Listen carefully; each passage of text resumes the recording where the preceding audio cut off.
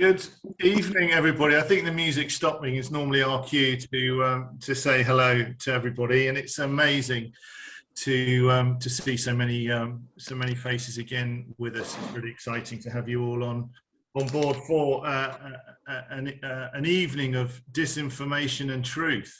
I do believe. We'll leave you to decipher what and which of those things are which as the evening progresses.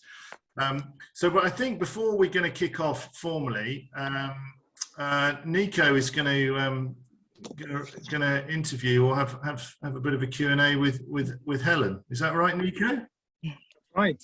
And we've had IT issues. We've been having IT issues for the last 10 minutes, so you're going to have to bear with, as Miranda would say this evening. But hopefully it will all be well. Nico, over to you. Thank you. As we are thinking of misinformation and truth, I thought it was good to ask Helen for her story as she was searching for truth. So Helen, would you like to share with us a bit of your story the last few years? Hi there. Can you hear me okay? Because I'm aware that I'm logged in twice. I don't know whether I need to log out of one. We can hear you really well, Helen. Okay, cool. Yeah, okay. So I'm aware that tonight is about disinformation, misinformation, whatever, bit of a buzzword today in today's media. Mine was kind of the other way round. Mine was that, I suppose, mainstream media or programs you watched on TV, general secular society, led me to believe that, you know, religion was something that started wars, and you know, you don't talk about religion, it just starts arguments. I grew up in a relatively atheist household, although I'd probably say I was agnostic now. Now I know what agnostic means. That's what I realised, that's probably what I was, because I'd always sort of believed in things like fate and things happening for a reason, that kind of thing. And I remember always having a really nice feeling when I went into church. I used to love going to Christmas carols, and I always felt a feeling of peace in church.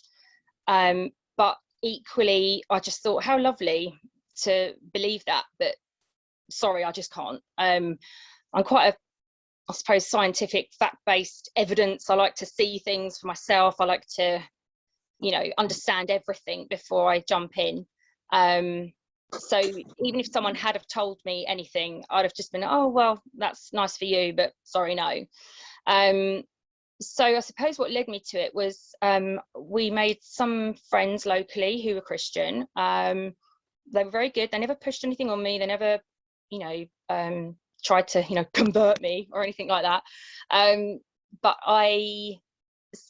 they did sort of make me question a few things, you know, and I quite enjoyed that we could have quite an open discussion. They knew that I wasn't Christian, and I would be able to say, oh, so what do you think about this? And how do you feel about that? And they could tell me, and that, I found that really interesting. I also did pick up a sense of peace and calm within their household. They'd laugh if I said that, but I mean, like, I could see that their faith really helped them through some things.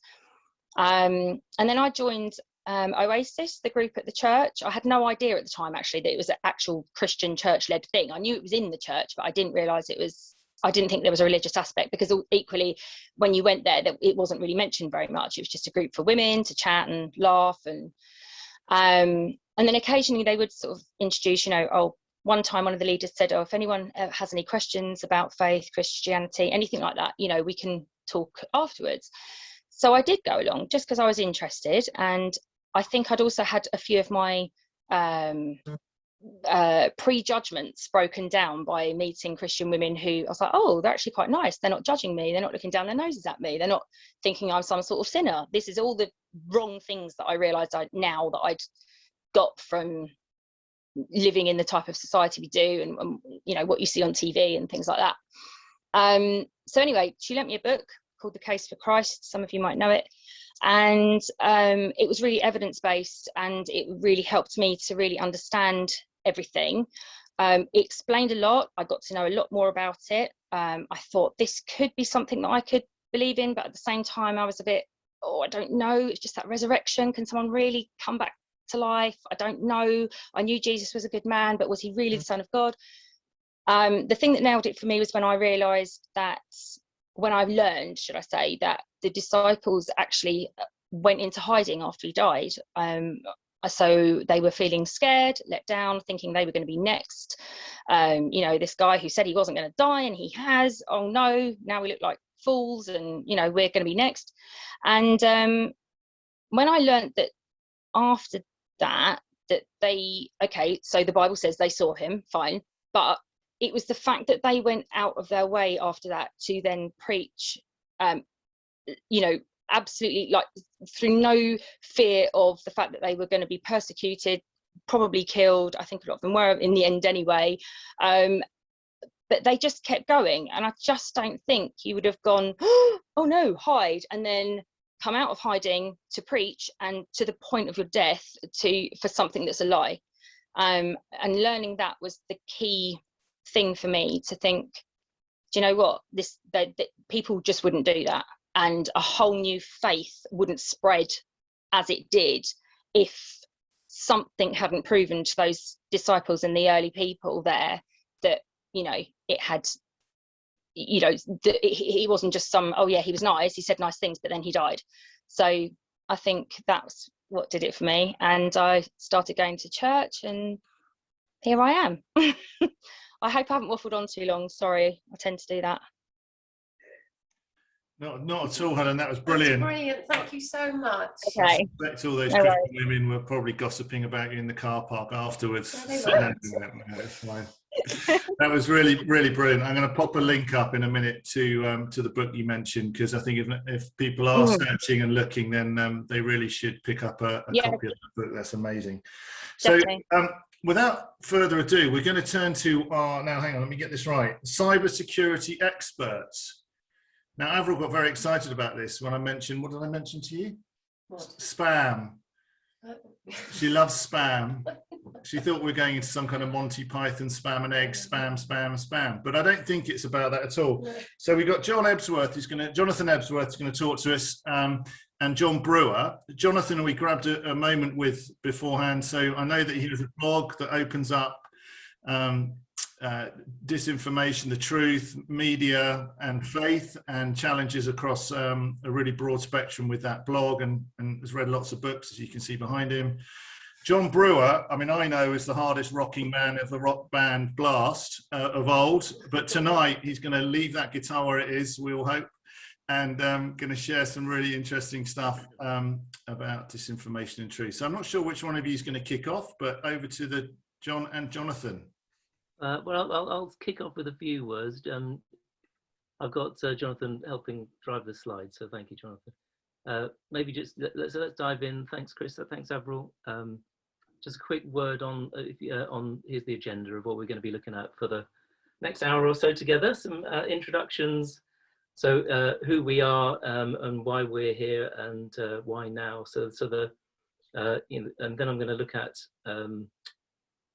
why is this a big question. So that's a little section that I'll be discussing briefly. Jonathan's then going to take us into a deeper dive on what's really happening in terms of under the bonnet of technology, and then I'll say a few more words about how does knowing all this help before your classic I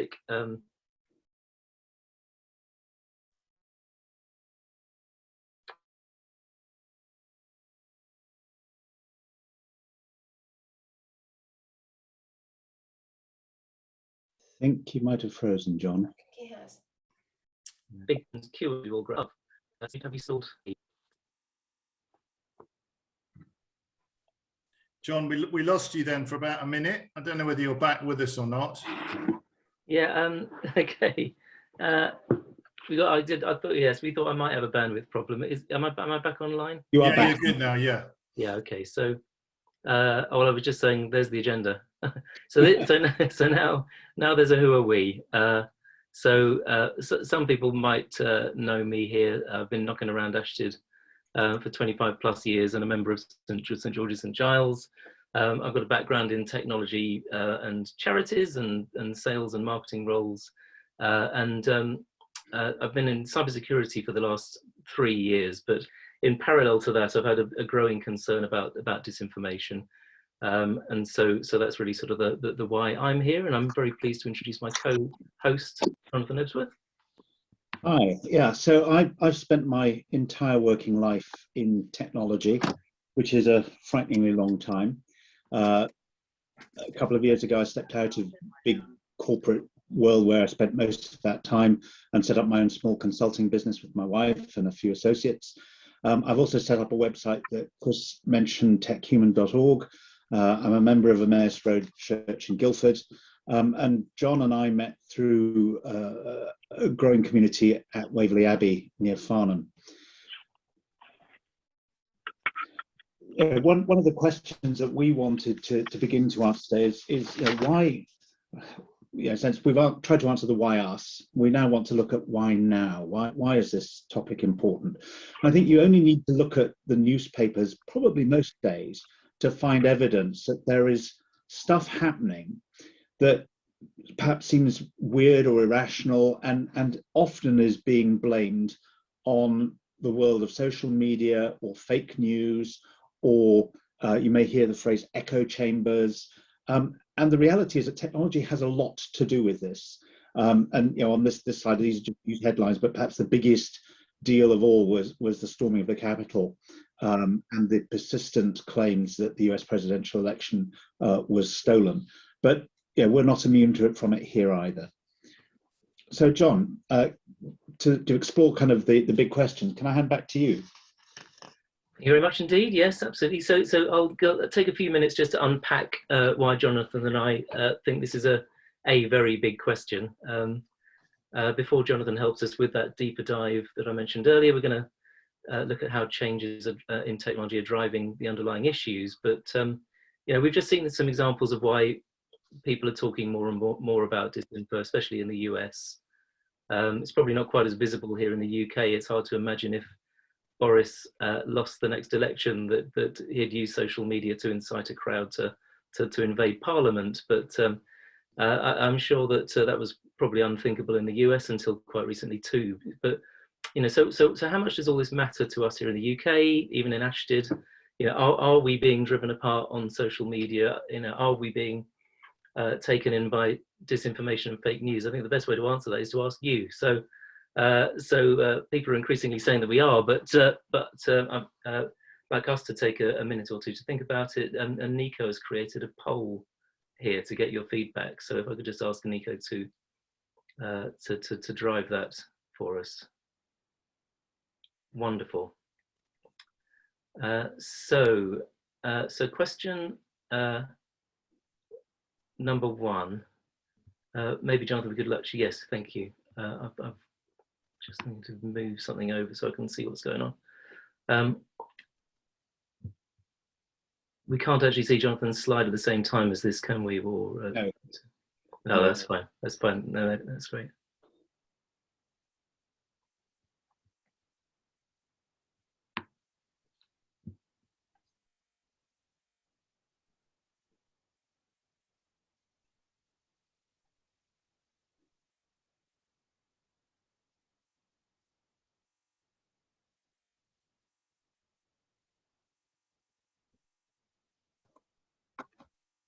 So more than half I've now answered. If you can continue answering, that would be great. So we can show the poll to everyone. Okay, so that's interesting. So shall we? It looks like we're saying that we generally sort of agree that there is a bit more argument and division around. That I think that the agree is just nudging it. And then on the whole, people probably think that they're not tricked into believing any disinformation, which so that's good feedback. Thank you. Was that the best question tonight? Good. So yeah, if we could go back, maybe we'll go back to the slide then. Yeah. So we've said that broadly we agree. I think it's the previous slide to that one, Jonathan. Sorry. That's right. Yeah. So we have. I think there we've actually said that. Where are we? Yeah. That So okay, so I'm pleased to say that we generally sort of borderline agree, and there is a consensus here around the research. Anecdotal and statistical evidence all show that we are being driven apart in so many ways across the country, in our communities, sometimes even in our churches and our families. You know, social media really is making us more contrary, more divided, and more entrenched in our views. It was interesting. Question 2. It looks like we broadly think that we've not been taken in by untruths. So I think the evidence is actually that every one of us is almost certain to have been tricked. You know, according to you know, people that have studied this. I think there's just so much disinformation out there, and also we tend to react very quickly, especially to things that cause an emotional reaction within us, and so much of online content is sort of deliberately designed to press our buttons and provoke a reaction.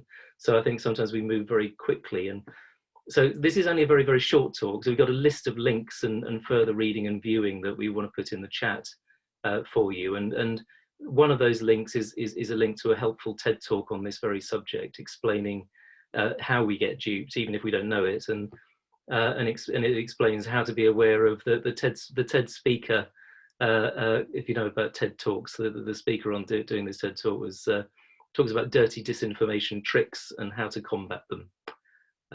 Yeah, so there you go. So thanks for your help with the questions there. I think on to the next slide. So a big question.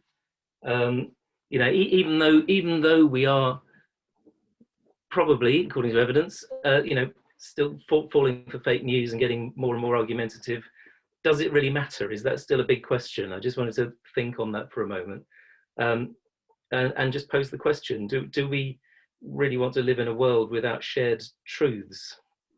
To use one of my wife's favourite words, what are the ramifications? So as some of the examples that Jonathan showed us already, you know, we are starting to see, you know, more online hate. You know, people are being increasingly sort of dehumanized, if you like.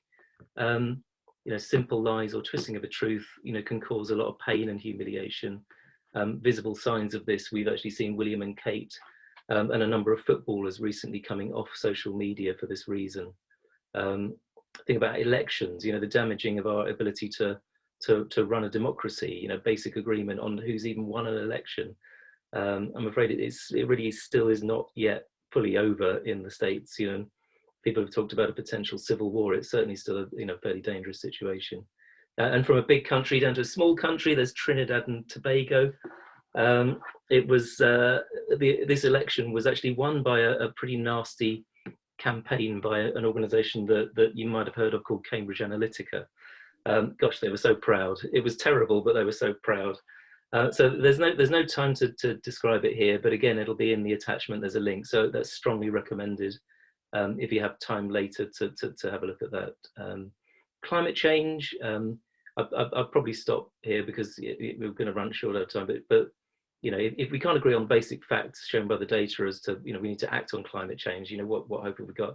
You know, pandemics. There are people making a lot of money as well as grabbing attention, etc., out of fake cures and ad revenue. Actually, as Jonathan's going to explain, you know, disinformers now have no limit really on how far or how fast they can reach out, you know, to undermine the efforts of people trying to do the right thing for the global community.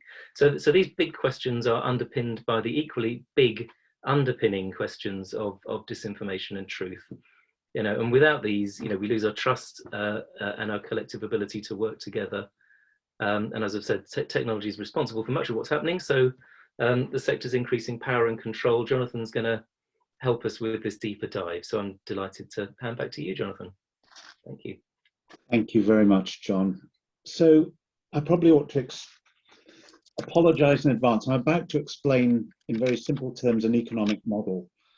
And the reason I'm going to explain this economic model is it is the engine that, as a side effect, spreads information and misinformation very fast. And in fact, it has a side effect of amplifying misinformation. So it's important that we understand these mechanics in order to make sense of what's going on. So back in 2001, Google had created a brilliant search engine that was showing signs of being able to predict what we were going to ask it before we even entered the words. And they did this by harvesting all of the digital exhaust, the footprints that we left around on the internet surrounding the search. And it was from that information they were able to predict what was going on. Unfortunately, at that point, whilst they could get lots of investment from venture capitalists, they couldn't make any money of their own. And they struggled to work out how they were going to convert this brilliant tool into cash. They knew that advertising might provide the route, but they didn't want to taint the quality of the search results that they had through promoting specific content into the results space that they were producing. Unfortunately, the cry of money was louder than their scruples. And they realized that, in fact, the same tools that harvested up our digital footprints actually were really good indicators of what we would do next when presented with some advertising content. And so they took these first steps on the road to creating something that has become known now as surveillance capitalism.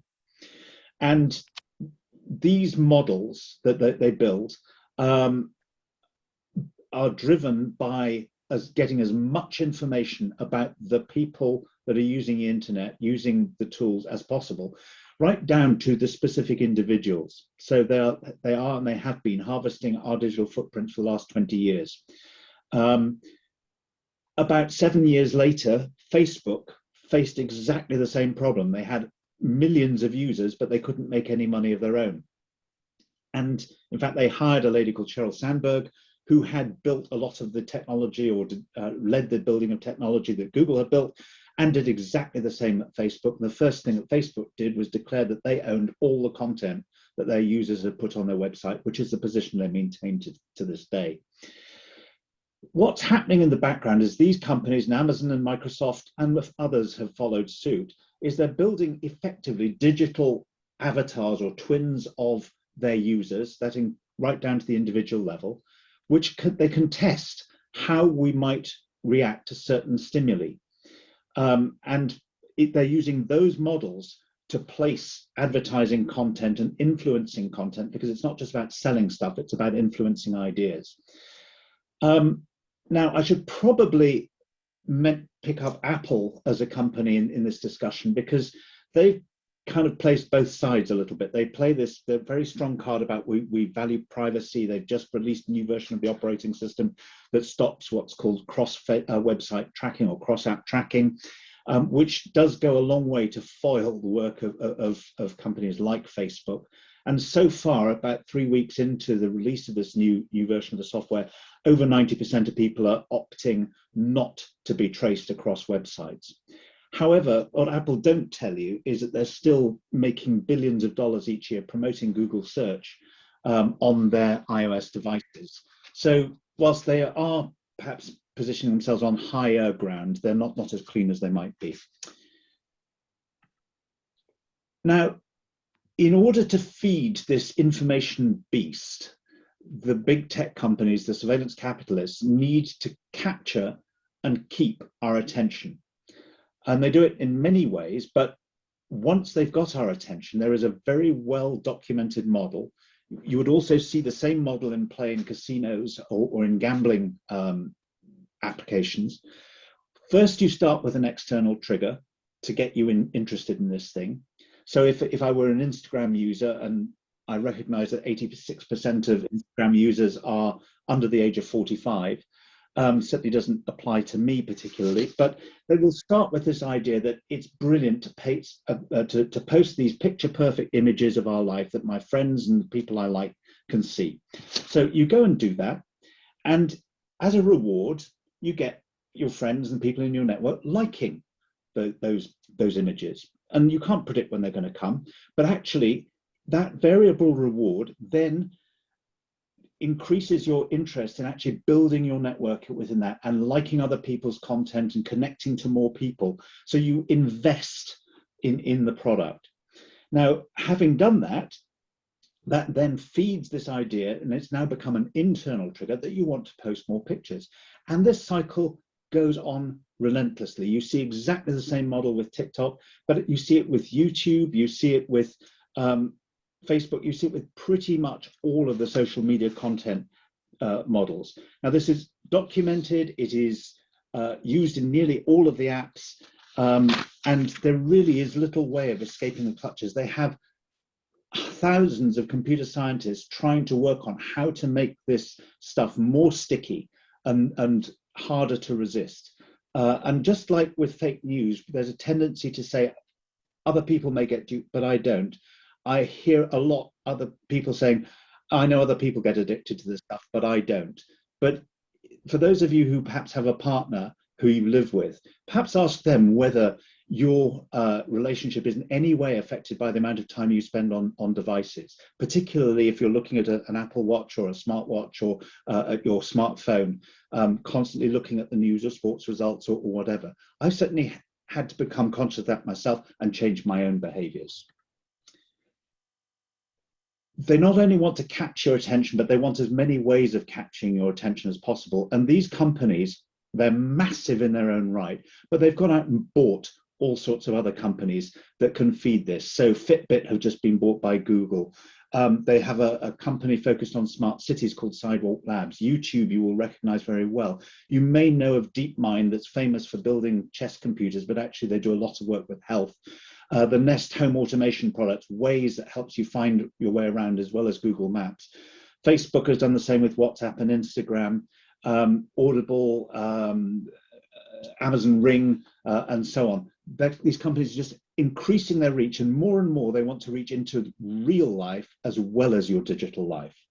And I think it's important to know that. And just to point out here, this is really, really big business. So last year, Google made just under $150 billion from this digital advertising. Facebook made over $80 billion. Amazon's digital advertising business is growing very fast, and last year it was about $20 billion. If you add that lot up, those three companies alone are making more in ad revenue than the GDP of a middle-sized European country like Romania. This is serious business. It's a game of money and power. Now, to perhaps have somebody else say the same things, but perhaps more articulately than me, I want to show a short video clip of a chap who's well known in the world of IT called Jaron Lanier. He's very West Coast American. He's seen as the father of virtual reality. Here he's being interviewed by Krishnan Gurumurthy on Channel 4 News. And I think it's a really interesting clip just to hear what he's saying. It lasts about a minute, so you shouldn't have to focus for too long. And let me see if I can get this playing properly. There are two. One of them is for your own good, and the other is for society's good. For your own good, it's because you're being subtly manipulated by algorithms that are watching everything you do constantly and then sending you changes in your media feed and your diet that are calculated to adjust you slightly to the liking of some unseen advertiser. And so if you get off that, you can have a chance to experience a clearer view of yourself and your life. But then the reason for society might be even more important. Society has been gradually darkened by this scheme in which everyone is under surveillance all the time, and everyone is under this mild version of behavior modification all the time. It's made people jittery and cranky. It's made teens especially depressed, which can be quite severe. But it's made our politics kind of unreal and strange, where we're not sure if elections are real anymore.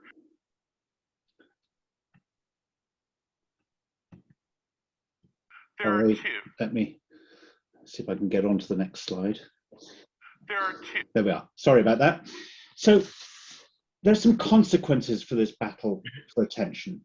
We are now living in a society in the West that is dominated by digital technology. It's driven by software that is controlled by algorithms. Algorithms are nothing more than mathematical formulae. They are in themselves amoral. They have no moral compass, only that which has been built into them by the authors of the software. Surveillance capitalists are the authors of that software, and what they need is our attention. And once they've caught our attention, they need to keep it. They are using all the tools of the casino and the slot machine to keep us engaged. They're feeding us a steady diet of information that reflects us what they know we already like, but typically is increasingly strident in its tone. As a result, perspectives are being changed, whether you realize it or not. Common ground between us, people of different views, is being eroded. Society is becoming more polarized, and there is research by Pew in the States which shows us very clearly that the common ground between Democrat and Republican there, and it's not unique to the US, is vanishing to the point where you have no common ground, then you have no basis for discussion. And whilst those digital avatars or twins that the surveillance capitalists are building to test and try things out on are largely locked down, Cambridge Analytica representing the exception to that rule, the social platforms that these are feeding from are by their very nature open, and they are prone to being gamed, which is what's been happening for the last few years. John, back to you. Thank you. Thanks, Jonathan. We're being gamed. I hope that expression sort of makes sense to people. No, thank you for unpacking that very much indeed. So how does it help to know this? Well, just another 2 or 3 minutes from me, but then we'll go to Q&A. But I just want to suggest, how it helps to hear all of this. I mean, we hope and believe, Jonathan and I, that certainly by understanding the bones of how social media operates and also actually how bad actors are causing mayhem by using it, something we haven't really sort of dived into too much, but we can importantly, I think, be aware, be aware of such things as the advertising model, the algorithms at play, the power of the platforms, their speed and their scale, because this is new. This really is new. The speed and the scale is the same old stuff, but just at a completely different scale. That we all see different things. We're having things fed to us individually. Be aware of how many of us are getting drawn in. We're getting outraged. We're getting divided. We're getting entrenched. And but being aware is not to make us fall into despair. So let's not despair about this being another unanswerable big question. So instead, being armed with knowing how the game is being played, we can take active steps to help repair the damage being done. So, truth matters. Without it, we lose trust in each other and our critical institutions. But we can do something about it. So, I'm just going to give you a couple of final exhortations or recommendations, at least from me. So let's keep building our understanding. I would love it if you really were, this has interested you, that you'd be interested to keep reading and learning, help others to understand these really important underlying issues of this, how this new digital age is working. Watch things like the Social Dilemma. I don't know how many people have seen the film The Social Dilemma. It's links on the sheet again. Maybe encourage other people to watch that too. But let's not fall victim easily. Instead of unwittingly being part of the problem, we can actually become part of the solution. I won't assume that everyone on this call has a faith in God. If not, though, it's more than likely that you'll still care for the things that can help. So there are still things that are so relevant, timeless stuff that is still so relevant in this sort of 21st century digital age. There are things like love, joy, peace, patience, kindness, gentleness, self-control, and all of those things help because, online, we can pause. I just want to say, if something has got your goat, as it were, online, just pause to stop and think before you like or reply or share. Be patient. Stay kind and gentle. Use a fact check website. you know, and also then offline, you know, we're easing out of lockdown, and we can get together again in person. We can practice hospitality, we can meet again, we can, and so regaining real relationships, because you know, without social media too much in the middle. So letting digital life support our real life and not the other way around. Keep listening, keep learning, stay generous, be kind, patient, loving. And on that note, I'll finish there. So thank you for listening to us.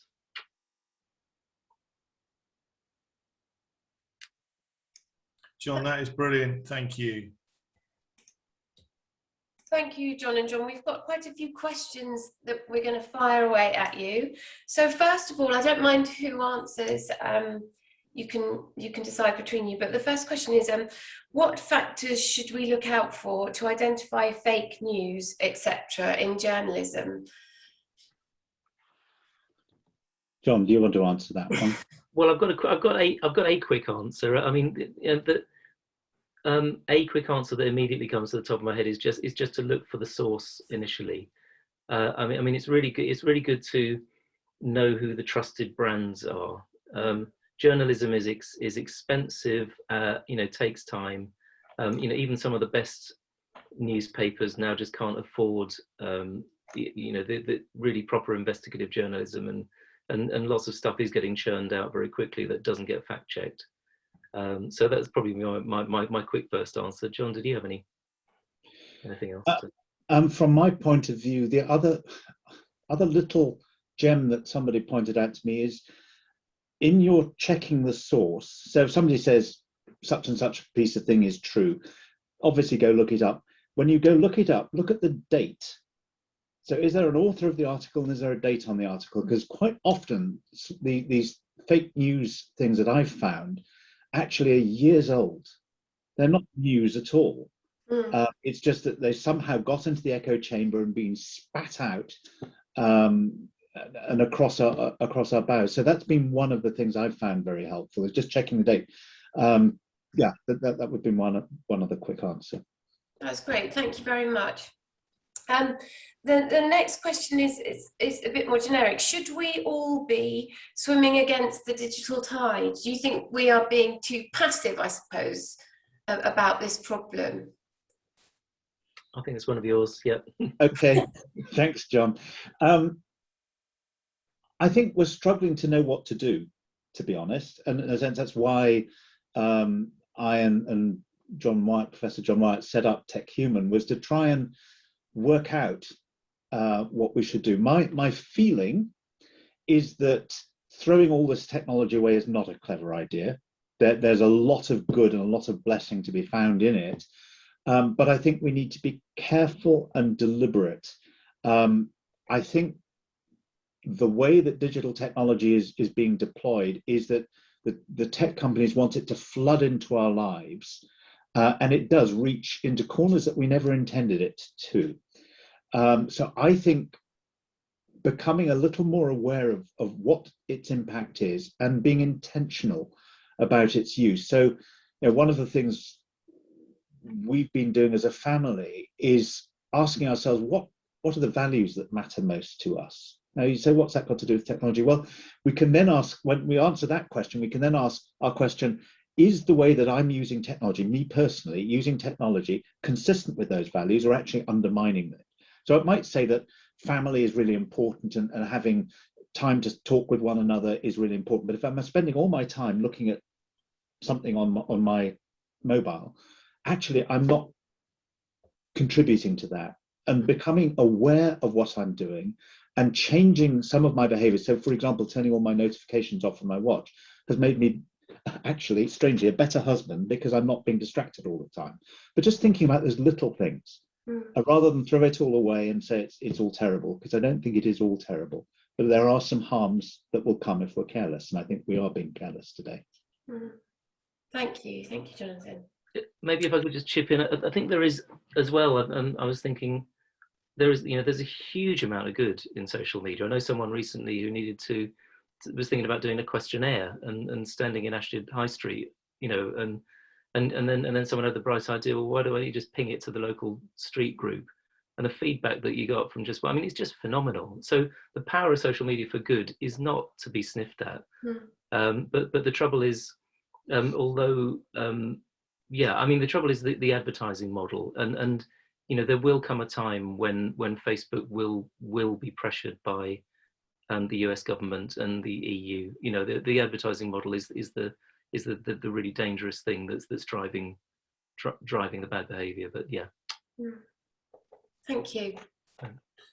That's great, guys. There's a fair bit of debate as well as questions going on the chat, to be honest with you. So just kind of picking through that. So I think one of the themes is coming through is that, you know, is this digital media that you've talked about, it seems to be being blamed. There's nothing new here. Big companies have been doing sort of manipulative mechanisms for, I think you called it stickiness, Jonathan, for years. I mean, what is the, I suppose, what's the big concern? What's the big worry here? There's nothing new, is there?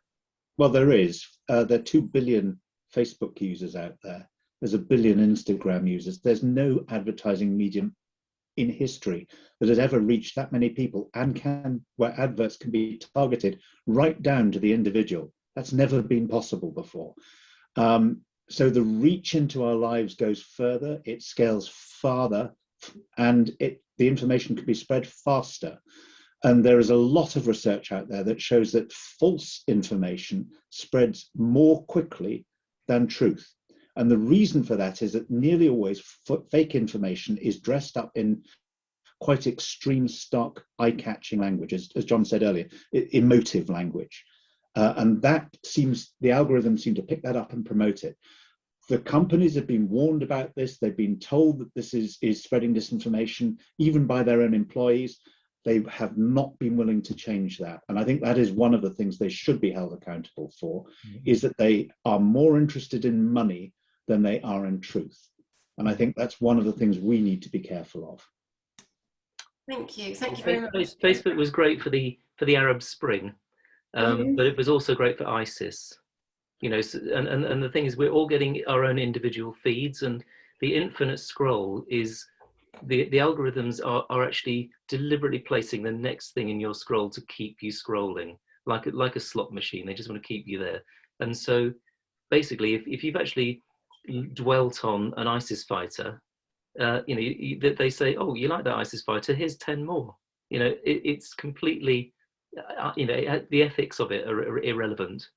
It's just wanting to keep you hooked, and therefore you get drawn, if you're on a bad path, you get drawn into more and more and more of a bad path, which is how people get more easily radicalized online. Thank you. Thank you. So I've got another question. You can decide who answers this one. What could be the wider goal for tech companies to want to drive this division between us? Apart from harvesting and selling our data, why would they want to deliberately divide us? I don't think they do. I don't think they care. I think they care about money and power. Originally, one of the founders, well, actually one of the leaders of Google, Eric Schmidt, said that Google wanted to change the world and money was just the fuel to make it possible. That's not true. It was the high ideal in the early days. It's not true. They just are in it for the money. They had a slogan in the early days, do no harm. That is no longer part of their ethos, although they would claim it's still a value. They don't care. They want to make money. They don't want to be associated with harm. They don't want to be tarnished by it.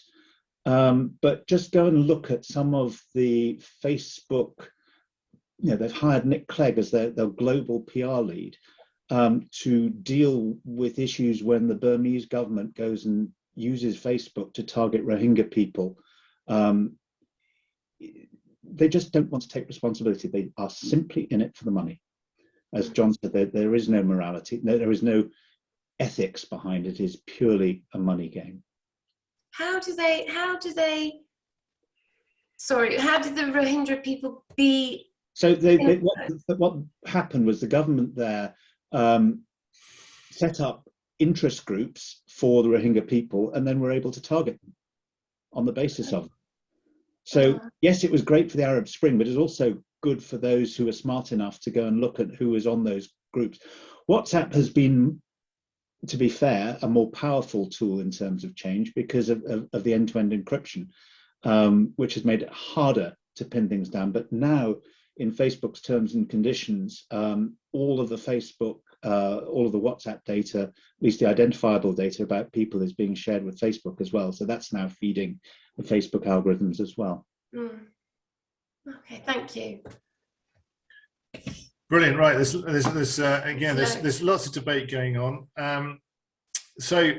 Question: with misinformation being such a big topic, and I think it's kind of not moving away from the advertising point necessarily, because I think that obviously impacts on our choices and also perhaps, obviously gets us to a point where we do start to generate different thought processes and beliefs about things. But with misinformation being such a big topic, do you think this risks us being led down a particular path of beliefs as a lot of trusted, qualified persons are silenced? Yes. Okay, moving on. There you go. Adam, there's an answer. Yes, it does. But I think you mentioned something earlier, Jonathan, that in terms of the purpose being about money and not necessarily about division. But I wondered whether or not actually division is a helpful part of it. It's easier to sell either chocolate or a gummy bear. You've got two choices. It's quite an easy thing to sell. If there's 10 different options, it's quite a difficult thing to market and advertise. And if you're just selling two messages, and I'm thinking particularly about the US political position, the further the divide is, the easier it is to market, isn't it? Yes, that's probably true. I think, again, that's probably an artifact of what's happening rather than the purpose. I think that it is easier to hold your attention with a strident message than with a nuanced one, a subtle one. And I don't think the big tech companies have any interest at all in spreading subtle, thoughtful messages. And so I think it is a consequence of this turning the volume up on extreme thoughts and arguments that causes the erosion of common ground, which then makes it very hard for people of different, it's typically political or belief based values to communicate with one another. And I think that's the real danger. And I think there may come a time, if the regulators don't get to these companies first, when companies like Facebook and Google are going to realize that actually it's not in their interest to foster the level of division that they are, and there actually does need to be some reining back.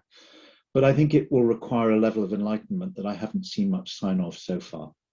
I think we probably could do with just still. It is so the algorithm. Many people have said that Mark Zuckerberg is trapped by his advertising model. Even if he wanted to do something about it, he probably almost couldn't because of the way that things are set up. And then unless he actually breaks his business model, and there's too many other people riding on the back of that, so it's a bit insoluble to some degree. And then the other thing as well is it's not really a people thing. Now that these algorithms have been built, this stuff is just sort of happening out there.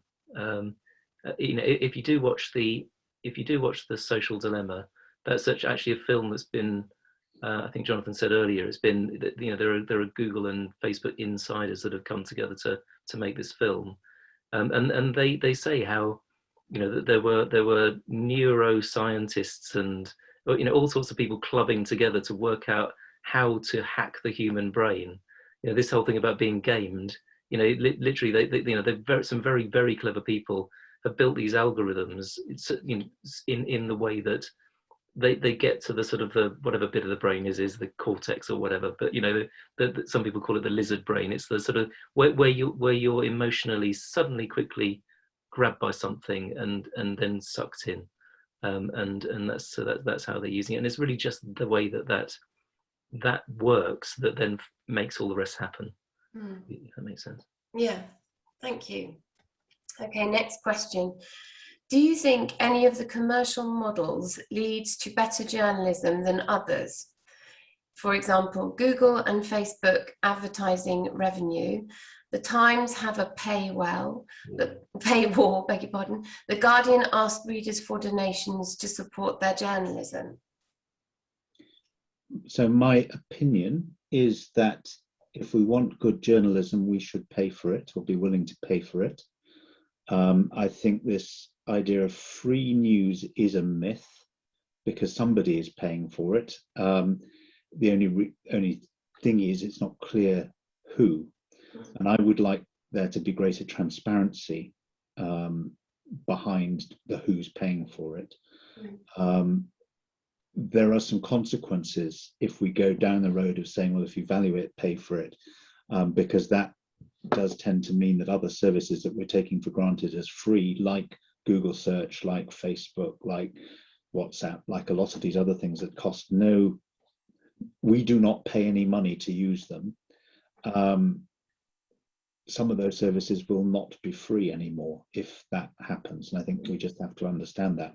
But that may be the price of what I would consider freedom from interference, because the thing we haven't unpacked in great detail is the degree to which we are individually being manipulated. Our actions and our beliefs are being manipulated by these platforms. Not again, particularly with a political or belief system end in mind, although some of the actors that are playing with these systems are doing that. I don't think the platforms are particularly interested in what we believe, but just because they can, to sell more advertising more effectively. Jonathan introduced me to Shoshana Zuboff, the Harvard professor, and she was the one that coined the term surveillance capitalism, and one of her tenets is if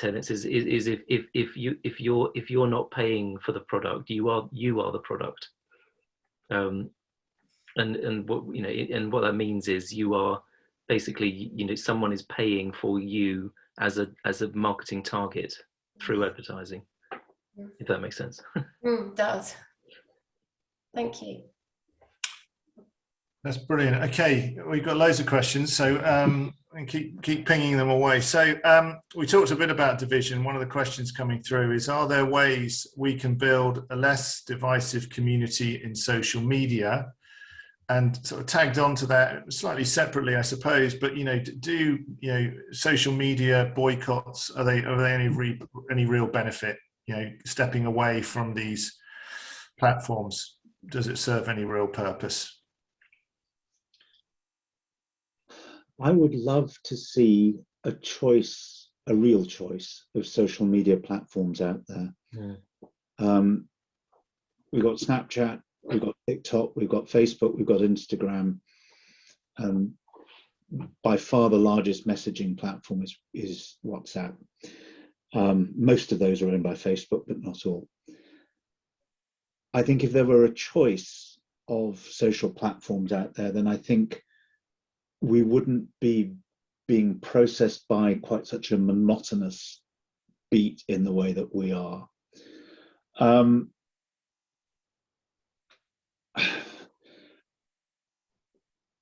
I'm losing my thread here, so John, you might need to pick this up. Well, I did have a thought, but I was go on, go. I was transported by yourself, and I've forgotten what the question was. What was it? Is there a way we can build, John? Is there a way we can build a less divisive community in social media? Yeah. Well, I think that it's going to be difficult for as long as there is an advertising model. Sorry, I keep coming back to this, and it will change. I mean, in the meantime, we've just got to try and stay kind to each other. I mean, but unfortunately, there's too much pressure from the way that things get fed to us to not be kind to each other. Yeah, and sorry, yeah. John. Sorry. Yeah.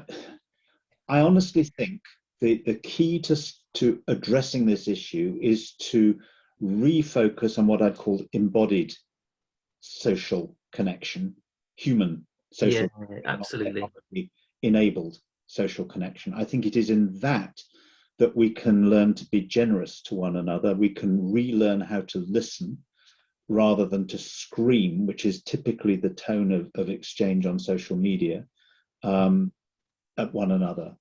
So I think that it's not that we should throw all social media away. I just think we've become a little bit enslaved by it, and perhaps need to, and perhaps we come out of lockdown, we can remind ourselves of the joy of actually embodied human to human conversation and dialogue. I think that's probably the biggest key. Thank you. I think that's really interesting. I mean, someone's posted here, the key protection for social media companies is that that legally they're not considered to be publishers of the data. Do John and Jonathan consider making them liable for what is published is the required key change? So I don't think it's the sole change that we're fixing. That's particularly a US thing.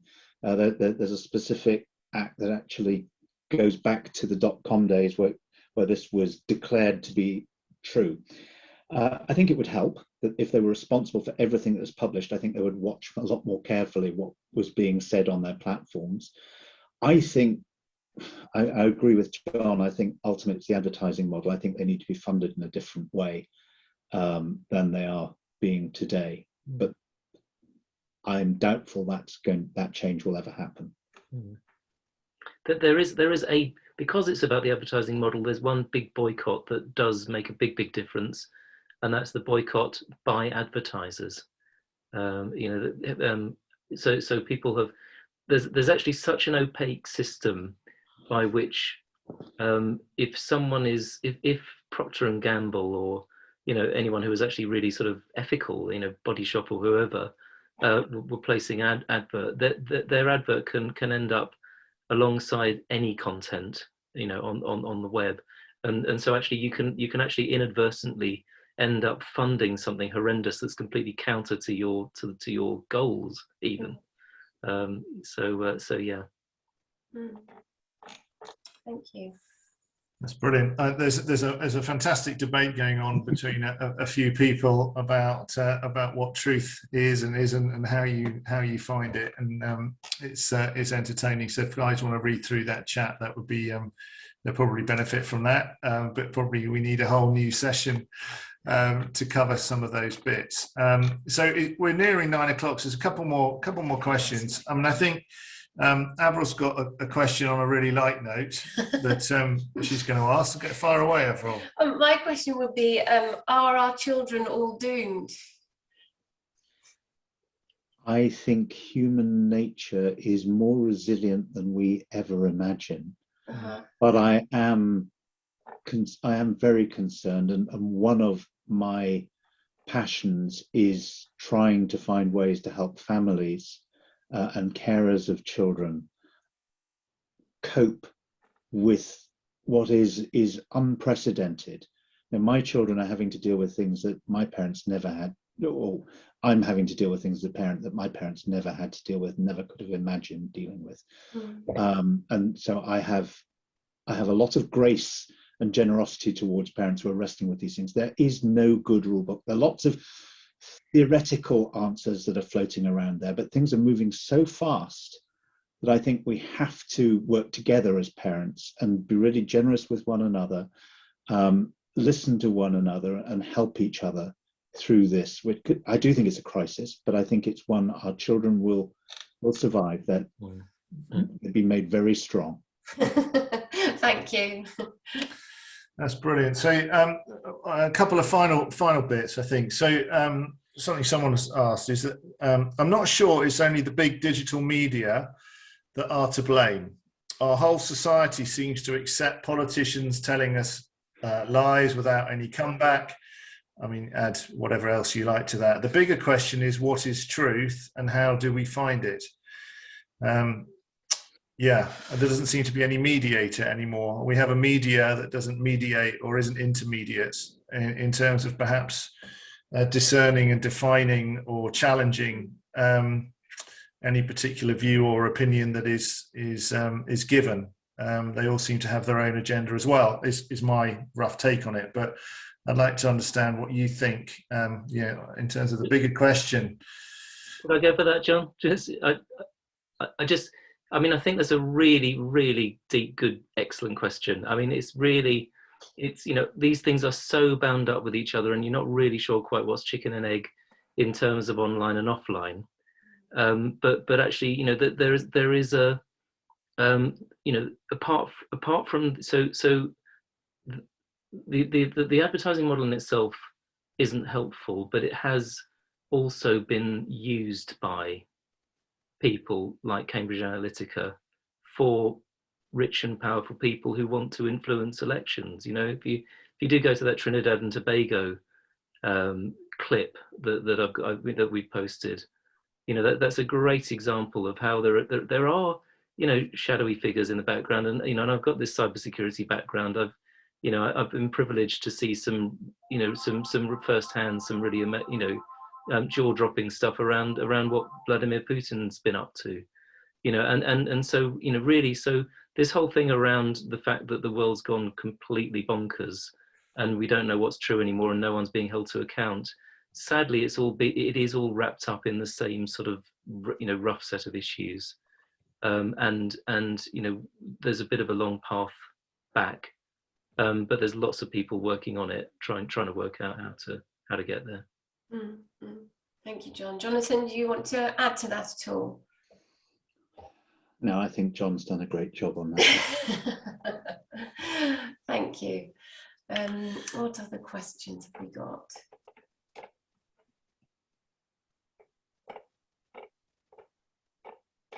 I mean, there's so many questions. It's an interesting debate going on between a couple of people, which is worth, I think we just lock them in the room and let them fight it out, which is good. But it's interesting seeing the debate, because it's not necessarily that there's one side or the other, but it's people searching for what the truth is or could be, and it's a really difficult place that we live in. But I think, you know, we've obviously focused tonight very much on what I would call the digital media. I think it's been really interesting to understand, obviously, the advertising power, and then the influencing power that also comes with that. And I mean, I'm staggered by the numbers you gave, Jonathan. I don't know if you've still got them written down about the revenues of these businesses. Yeah, 147 billion in 2020 Google made from digital advertising. I think Facebook's was about 80, might have been 86, but 80-ish billion, and Amazon made 20 billion. Add that lot up, it's the GDP of Romania, more or less. Yeah, so there's a lot of money flying around. So I think, I mean, Nico, I think you were going to post a poll, weren't you, for best question or something tonight? None of those are written by Andy Thacker, by the way, so just ignore anything he's posted, just first of all. And whilst Nico does that, I thought I'd probably just share something with you that I'm actually in the world of property, and there's a bit of a debate going on about whether or not people were going to return to offices. And I'll just share this with you, and I think it might be helpful. Not necessarily about truth, but it's about social media. So it says, let's not forget about the dark side of tech and its abject failure over the past decade in its mission to unite people. Truth or not truth. Platforms such as Facebook, Twitter, Instagram, TikTok, and so many more had their overt purpose to create social cohesion, connect us virtually, not physically, and act as a new modern lighthouses in a rudderless world. They've had the opposite effect. Simultaneous with their growth over the past 20 years, depression has run rampant. Suicide rates are up by a third, 56% among those aged 10 to 24. Poor mental health has become a pandemic in itself. And survey after survey shows that we feel lonelier and more isolated than at any other time in human history. It's not coincidence. It's not coincidence. The tech revolution deserves a failing grade in this regard. Yes, tech will change how we think about and use space. Yes, work will change and types of jobs we do will be dramatically different on the other side of this revolution. Yes, the office will become more a place of abstract thinking, interacting with others, and collective inspiration. But community is what joins humans together. So I just thought I'd share that. It wasn't really about truth, but it's about social media platforms. It's about perhaps a hidden pandemic that we see and something that we should be alive to and aware about. And I think it's important, certainly with my Christian hat on, just to speak about the benefits of community and being in community with one another, which hopefully is one where we can debate and when we can share the truth and we can have open and honest discussions about all manner of topics in a loving way where kindness prevails. So that was my kind of sum up. Nico, I don't know if you managed to post a poll or not. I'm doing that. I'm just kind of wanted to read the questions out because my poll just says question 1, question 2, question 3. So this time, unless John or Jonathan have written a book, we're going to give off The Case for Christ, which is a book that was mentioned at the beginning, and you can vote now which question you thought was the best. We banned Andy Thacker from any questions. I think we probably will ban him from the next meeting. It's a debate we're going to have. But so question 1 is, what is truth and how do we find it? Question 2 is, what's a big concern if for many years big companies have been advertising and influencing? And the third question is there a way we can build a less divisive community on social media? So really good questions and really good answers we got as well. I'm just going to give that a few seconds so that we get more responses. So we've got nearly 70% now. So I'm going to just stop it. Question 3 was the winner. I'll check who asked a question later and send you a book. Thank you very much. And next week we have a person called Tom Price, who is from Oxford. He's going to be talking about faith in a pluralistic world. Really interesting. He's been doing this for years, and he was actually married in St. Giles Church. So really a good connection with us as well. So I'll kind of introduce him next week, and we're really looking forward to it. So please join in next week. And I think from all of us, thanks Jonathan and John for everything you did. Thanks for sharing, really interesting. Obviously there's hundreds of questions we all wanted to ask and couldn't in the time, but at least it gives us that sense of wanting to search for more and look and read a bit more, because actually this is really influencing us. Chris and Avril, over to you now. Well, just to say, it will be brilliant next week, particularly because Avril and I aren't going to be with you, I'm afraid. We're celebrating our 25th wedding anniversary. I'll post our address up here for all flowers and gifts. That'd be most welcome. But guys, thank you so much. John and Jonathan, I mean, a huge subject, absolutely fascinating, and something that is so relevant to us all in the world. Big round of applause for you guys. Seal of approval. Thank you very much. All that stuff. And yeah, don't forget, John, all you need is a guitar, 3 chords and the truth. You'll be happy. Take care, guys. Love to see you. Cheers. Cheers. Bye-bye. Bye.